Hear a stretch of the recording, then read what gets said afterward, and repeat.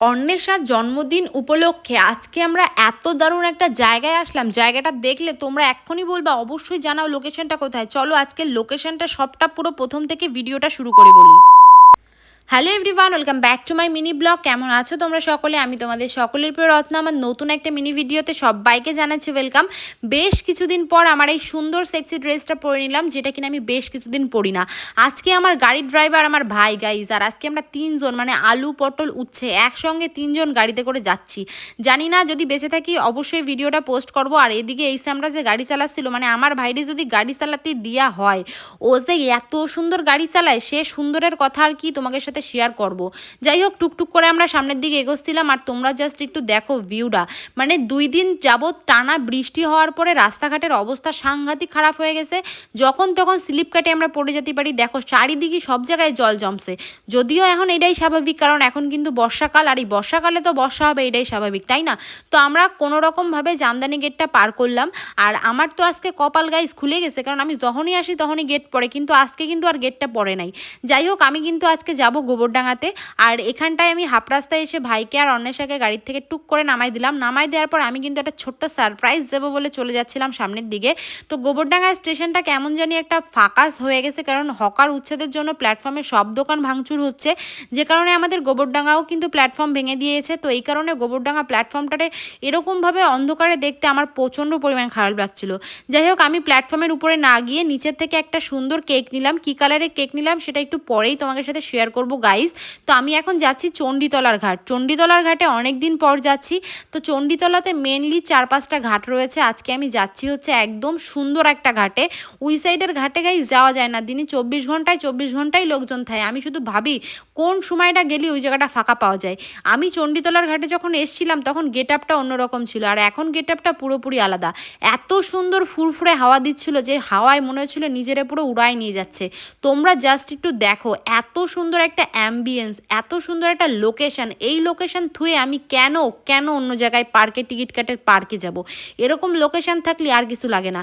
তার আগে একটা কথা শেয়ার করে দিই, তোমরা যারা মনে করছো চণ্ডীতলার এই ঘাটটাতে আগে পরে এসেছো বা আসবা, তাদের জন্য একটা নোটিস, এখানে কিন্তু সন্ধ্যার পরে তোমরা একদমই আসবে না, কারণ সন্ধ্যার পরে আসলে তোমাকে ঘাত ধাক্কা দিয়ে তাড়ায় দেবে। আর তার থেকে বড় কথা, এখানটায় আসলে কিন্তু তোমরা কোনো রকম নোংরা করবা না, কারণ এখানে যদি নোংরা করো তাহলে কিন্তু ফাইন নেবে। গাছের ফুল ফল কোনো কিছুই তোলা যাবে না। এই ফুলটা কিন্তু আমি বাড়ির থেকে নিয়ে আইসি গাইস, তোমরা আবার আমারে বলে না আমি ফুল চুরি করছি। তো ফুলটা যেহেতু আমি বাড়ির থেকে নিয়ে আইসি, তো সেই কারণে এইখানটার ফুল আমি ধরি নাই। তো এইখানটায় আসার পর এই রুলসগুলো আমি জানতে পারছি, তো সেটা তোমাদের সাথে শেয়ার করলাম যাতে তোমাদের একটু হেল্প হয়। এত সুন্দর জল দেখে নিজেরই কোনো রকমভাবে আটকায় রাখতে পারতেছিলাম না। মনে হচ্ছিল ঠ্যাংগুলো জলের মধ্যে চুবাই, যেমন ভাবনা তেমন কাজ, দিছি ঠ্যাংগুলো চুবাই। মনটা চাচ্ছিল এই পুকুর তো না, এটা হচ্ছে একখানা বড় ভেরি। ভেরি বলাও হয় না, এটা মানে কি যে বলবো গাইজ, এত সুন্দর একটা লোকেশন রে, কি যে বলা যায় সেটাই বুঝতে পারতেছিলাম না। মনটা চাচ্ছিল বিশ্বাস করো সত্যি আমি নামি, কিন্তু আমি যে সাঁতার কাটতে পারি না, মানে কোনো রকমভাবে আমি কিন্তু সাঁতার কাটতে পারি না। আর জলের মধ্যে আমার প্রচুর ভয় করে। আমি মনে করি ডুব দিলে আমি আর উঠতে পারবো না, এই জিনিসটা আমার মধ্যে মনে হয়। তোমাকে কার কার এই জিনিসটা মনে হয় কমেন্ট সেকশনে জানাও। আর এই হচ্ছে আমাদের আজকের বার্থডে গার্ল, তো সবাই কিন্তু বার্থডে গার্লের একটা ছোট্ট করে উইশ করে দিও। আর ওদিকে আমার ভাই দেখো কেকখানা খাবে বলে কতক্ষণ ধরে বসে রয়েছে, জিবির দিয়ে টকটক করে লল পড়তেছে, কিন্তু কি আর করা যাবে। এদিকে আমি যখন ফটো ভিডিও করব, এই জিনিসগুলো তো আমার করতেই হবে, তাই না? তো ফটো ভিডিও করার পরে যাবতীয় যা কাজ সেগুলো কিন্তু হবে। তো এই সেই মন্দিরটা দেখো, এই মন্দিরের কিন্তু কিছুদিন আগে এইখান থেকে একটা শিবলিঙ্গ তুলেছিল, সেই শিবলিঙ্গই কিন্তু এখানে স্থাপন করা। তো এটা কিন্তু খবরেও জানিয়েছিল, আর জিনিসটা কিন্তু সত্যি ঘটনা। তারপর আমরা ওখান থেকে বেরিয়ে এই লোকেশনটা আসলাম। আর এখানেই কিন্তু মেনলি বার্থডে সেলিব্রেশন হবে। গুলটে তো অলরেডি চলে গেছে ওই জায়গায় গিয়ে কেক মেক সাজাচ্ছে, আর এখন কিন্তু আমরা কেকটা কাটবো। এরকম একটা সুন্দর লোকেশনে যদি কেক না কাটা হয়, তোমরাই বলো জিনিসটা কেমন হবে। তো এখানটায় কিন্তু আমরা মেনলি বসে পড়লাম, আর কেকটার কালারটা পুরো গুলটের কালারের সাথে ম্যাচিং হয়ে গেছে। আমি শুধু বুঝলাম না, কাকা যখন কেকটা দিল তখন কি মানে মদ খেয়ে কেকটা দিল নাকি, এনে কোনো রকম নাম লিখতে চাচ্ছে না। তারপরে ছুরিখানাও দেয় নাই, জানো তো? ছুরিখানা না দেওয়ার ঠেলায় এখন কিন্তু এই যে এই কেকের গায়ে যে প্লাস্টিক, সেই প্লাস্টিকের মানে কেকের বাক্সটা কাটে আমাকে এখন ছুরি বানাতে হয়েছে। মাথাটা যা গরম হচ্ছিল না, কেকটা পুরো প্যাকিং করে দিয়েছে। আমি বলছি কাকা নাম লিখছো তো? বলে না, নামটা লিখি নাই। মানে মানুষের মাথায় আজকালকার দোকানপাটে মানুষ কি মাথার নষ্ট, এরা হচ্ছে যত তাড়াতাড়ি কাস্টমার ছাড়বে সেই চিন্তায় থাকে। আসলেও কাজটা ভালো হলো না খারাপ হলো সেই দিকে ওকে কোনো চিন্তা ভাবনা নাই, প্রচুর মাথা গরম হচ্ছিল। যদি ছুরিখানা আমি কেক আনলাম, যে আমি যদি ছুরি না পাই তাহলে সেই জিনিসটা নিয়ে আমি কি কাজ করব তোমরা একটু কও। তারপরে আর কি করবো, এই একখান নিয়ে নিলাম কেক, আর কেকটা কিন্তু Years দেখতে অনেকটা later. সুন্দর। কেকটা খেতে অতটা ভালো ছিল না, কারণ উপরে না পেস্তা বাদাম ছিল গাইজ, আর পেস্তা বাদাম আমি একদম ভালো খাই না, যে কারণে আমার এখন এদের নিয়ে যেতে হবে হইচইতে।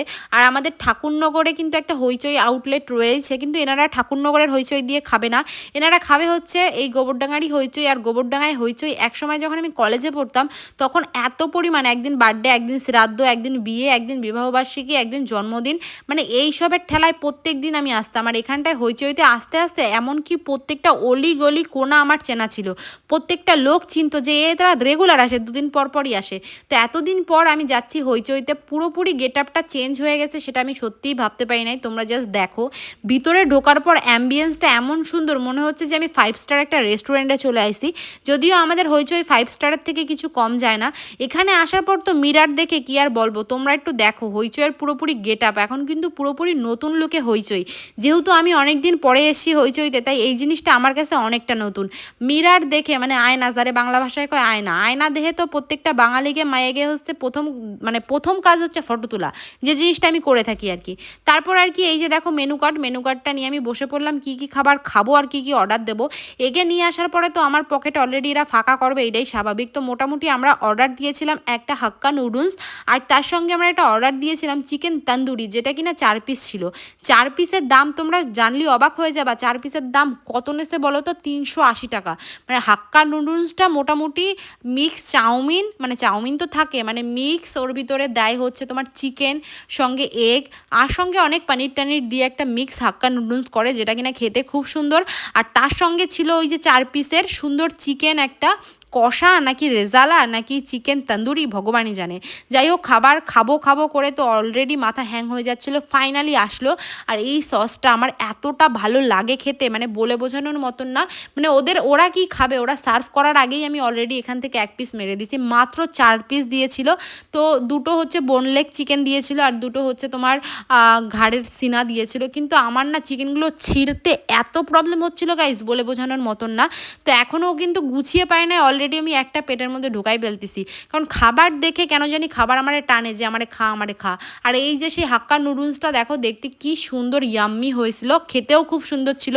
মোটামুটি যা যা ছিল চেটে পুটে পুরোপুরি সাফ করে দিছি, কারণ এত টাকা দিয়ে খাবার কিনছি, খাবারটা যদি পুরোপুরি শেষ না করি তাহলে কি করে হবে, তোমরা একটু কও।